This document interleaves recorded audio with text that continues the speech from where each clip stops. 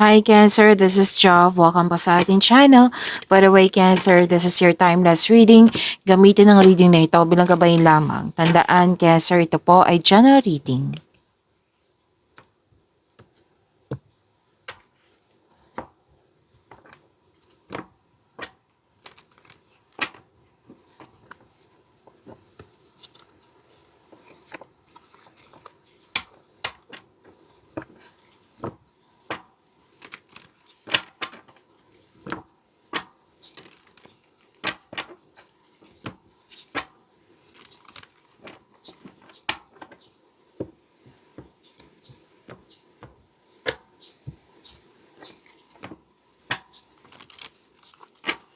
Angel number para kay Cancer. Angel number 333. Sabi po dito, spiritual awakening. Your spiritual awakening is unfolding. Trust your inner wisdom and follow your path. Okay, so makinig kayo sa intuition kung pwede po.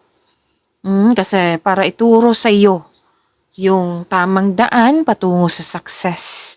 Kailangan mo din magtiwala sa inyong sarili, magtiwala sa iyong boses, and have faith in the universe. Okay? May spiritual awakening habang tinatahak mo ito. So, follow your path. That is angel number 333. Maraming salamat po sa inyong patuloy na suporta sa mga nag-donate, sa mga hindi nag-skip ng ads. Subscribe na po kayo sa ating channel at click bell notification para updated po kayo sa bagong video natin. Para sa mga gusto magpa-reading po, comment po kayo ng personal reading and check my reply sa comment section. Oh wow, may opportunities dito na kailangan mong pumili. Kailangan mong gumawa ng best decision and best choice. So pag-isipan ng mabuti to. At may kausap ka nga dito na pwedeng mother figure. Opo. May nag-uusap din tungkol sa big business, sa career and finances. And you have the power. Increase confidence to You have strength. Anong tawag dito? Magaling ka sa mga ginagawa mo. Magaling ka na leader. Authority person. Kalma. Yan. At okay, may willingness ako nakikita dito, Cancer, na nag-release ka ng negativity, pinalitan mo ng positivity. Like for example, na nabibigatan ka, nahihirapan ka, baggages ba to, old emotions ba to, old patterns ba to, basta nirelease mo siya. Nirelease mo siya, may ilan nga dito, nagkaroon ng time sa nature, nag-meditate, nag-grounding, or di kaya yung may kausap ka dito it might be this is a family. Oo, na grupo ng tao na nagbigay ng support sa iyo. Na siyang dahilan na may willingness na magaganap na let go ko na to. Hindi na ako mag-isip ng hindi nakakabuti sa akin. Mag-iisip na ako ng mga more on positivity. At sinuko mo lahat kay God, yung worries mo. Nagkaroon ng spiritual growth and personal development.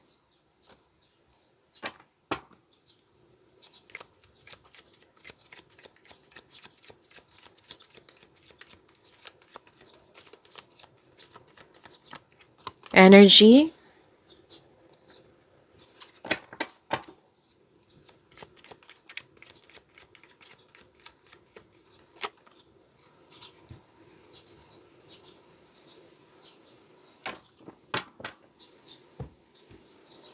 Para sa mga bago dito, kung may napansin kayo na repeating message, yan po yung pinupush ng cards sa inyo. Like for example, nanood kayo sa isang video reading nyo, sa monthly, sa weekly, sa daily, first half, second half, 2026 reading, marami kayong 2026 reading napanood nyo na ba?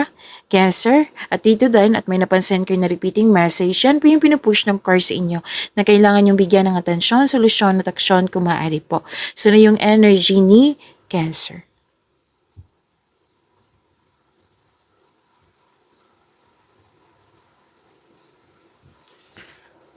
Please prepare yourself. Kitang-kita ko dito marami kang iniisip at the same time marami kang ginagawa. Marami kasing new ideas, naging creative kayo. Mas lumawak yung ambisyon mo sa buhay. Naging masipag ka kasi may susuportahan ka. Very supportive ka. Very passionate ka sa gusto mo sa buhay. Binibigyan mo ng time and effort yung passion mo. Sinabi din dito, na nakikita ko dito na magaling ka sa mga ginagawa mo, magaling ka na leader, pwede din may leadership role na binigay sa iyo. Malaki ang tiwala ng mga tao sa iyo, sa inyong galing at talino. And please know that you are divinely guided. Know that you are guided and protected now and always. So increased confidence ang nakikita ko dito. Very confident and sense of worthiness are elevated.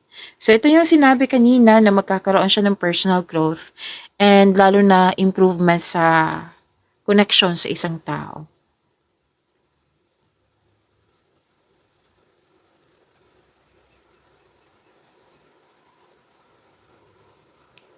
Okay.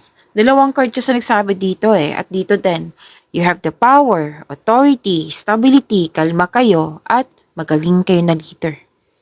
Mapagmahal, marunong sa buhay. Marami nang napadaanan na hirap sa buhay bago naging successful. Sa mga single dito, may parating na bagong tao sa inyong buhay. Stable na po sa buhay. Ito yung parating sa iyo. Pero then, pag-ibig to, kaibigan, kasamahan.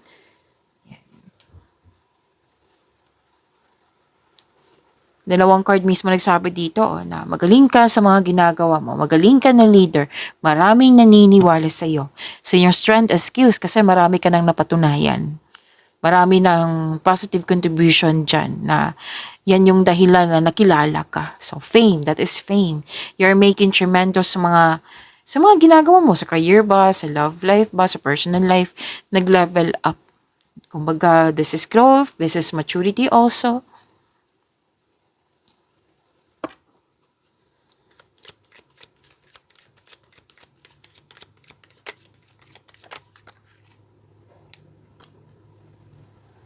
Remind ko lang ha na hindi po ako nagre-reading ng reverse card.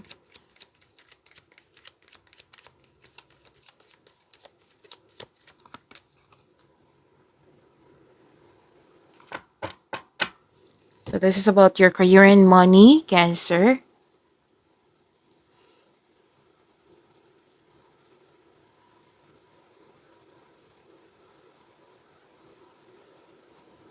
Wow, ganda din yung manifestation mo, May solid beginnings dito.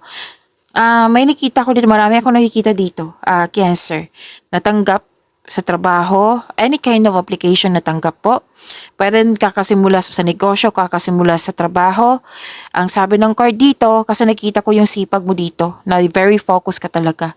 Ang sabi ng card mo dito, na patuloy mo yung pagsisikap mo. Tutukan mo ito kasi magkakaroon po ng self and financial growth. Tapos maging bukas din kayo, Cancer, sa mga advice ng nakakatanda sa iyo or may well experienced na sa pinasukan mong karera. May parating na masaganang panimula sa mga ginagawa mo dyan at mag-ingat sa paggawa ng plano para magtagumpay ito. Ang ilan sa inyo na may bagong hobbies or dinedevelop nyo po yung skills nyo para magamit nyo ito pandagdag income. So, very tutok si Cancer, you're putting effort without rushing.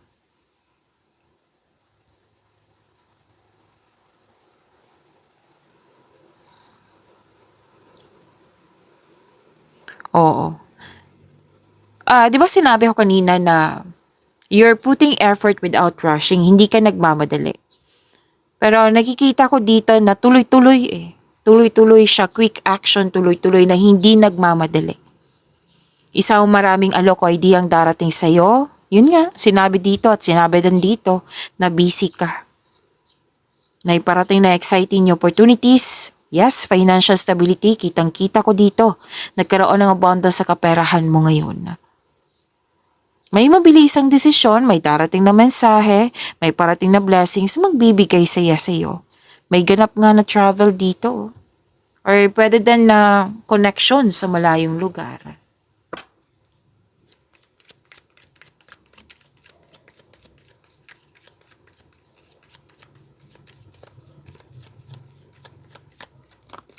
Love life, self-love, partnership, and romance ni Cancer. By the way, Cancer, kanina po may love reading kayo. Kung hindi nyo mahanap, hanapin nyo po sa channel natin. Malalaman mo po kung ano yung iniisip ng person mo ngayon. So, hanapin nyo po sa channel natin. Huwag nyo lang kalimutan na mag-subscribe sa channel natin at click yung bell notification para updated po kayo sa reading natin.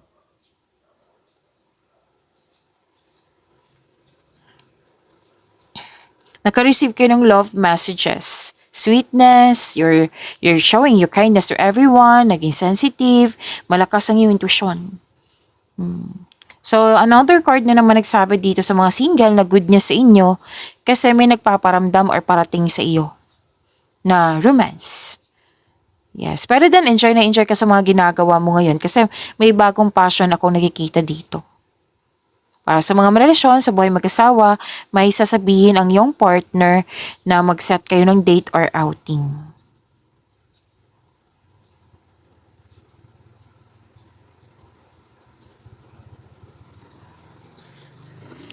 You're embarking on a healing journey. Yes, you are moving forward. Lahat kayo, nag-decide kayo na mag-move on mula sa mapanakit na pangyayari. Opo. So, may nakita rin ako ditong may relasyon na posibleng nagpa siya na mag-live-in or maglipat bahay para magsimula, para magbuo ng pamilya. Pag-imanin niyo po yung blessings na binigay sa inyo. Cancer, see you tomorrow. Maraming salamat po.